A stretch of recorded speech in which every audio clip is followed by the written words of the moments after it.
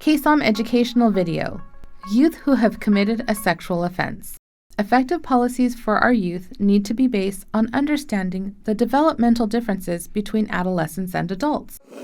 Youth ages 12 to 18 are different from adults. Many physical changes occur during adolescence, including hormone changes, physical growth, and brain development.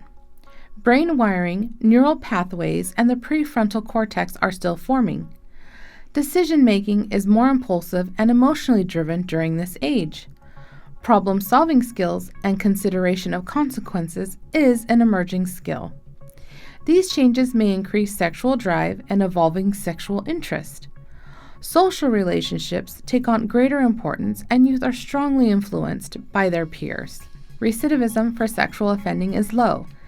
Committing another sexual offense or exhibiting long-term sexual behavior problems is rare.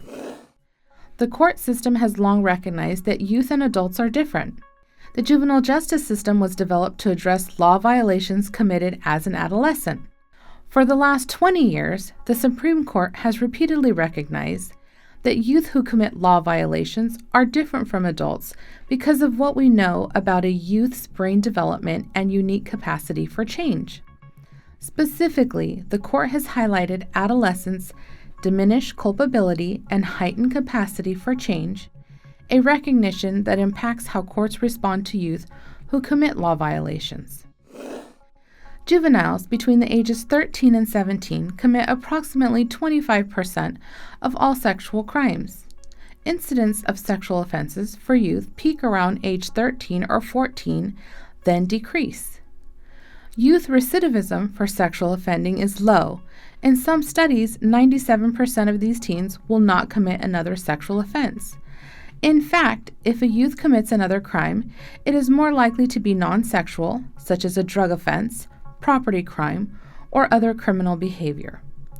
With the right treatment and interventions, most youth have good outcomes.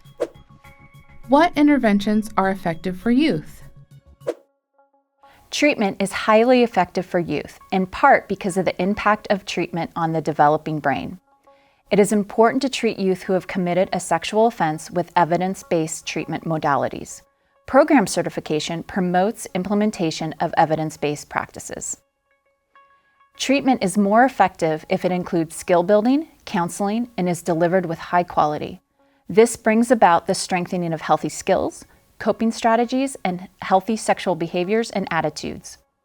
The youth should be evaluated to determine their level of risk to sexually reoffend and to develop an individualized treatment plan. Valid risk assessments for instruments for sexual and non-sexual recidivism should be used. A holistic approach to treatment would include additional factors such as the youth's victimization, including physical and/or sexual abuse, and learning or mental health problems. Treatment should involve a collaborative approach that involves key individuals in the young person's life. This may include probation officers, treatment providers, family members, or residential placement. Youth are different than adults. Their likelihood of committing a new sexual offense is very low, and rehabilitation works for these youth.